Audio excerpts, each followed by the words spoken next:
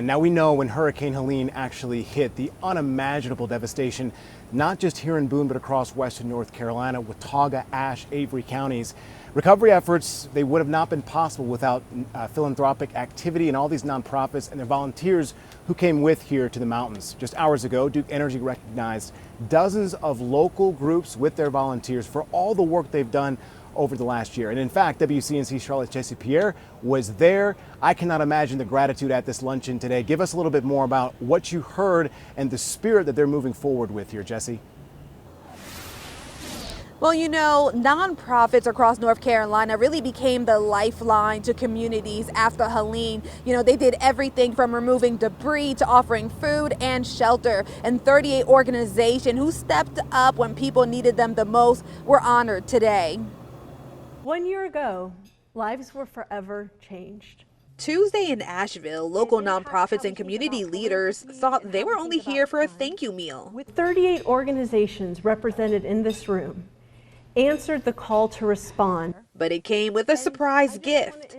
You are going to leave here today with a paper check for a grant for $5,000. The money meant to care for those still carrying the weight of recovery. Groups like All Souls Counseling Center, who deployed therapists and counselors following Helene.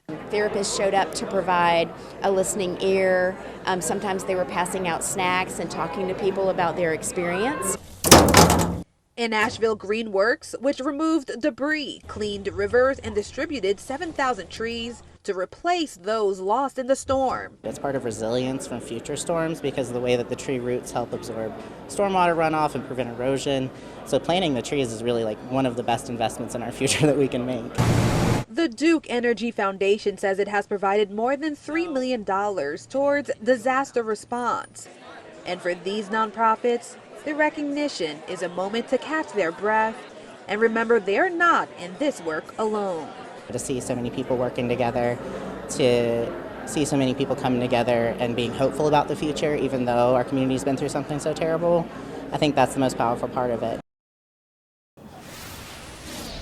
Now, a year later, recovery efforts continue, and for many, they tell me that this is fuel for them to keep going.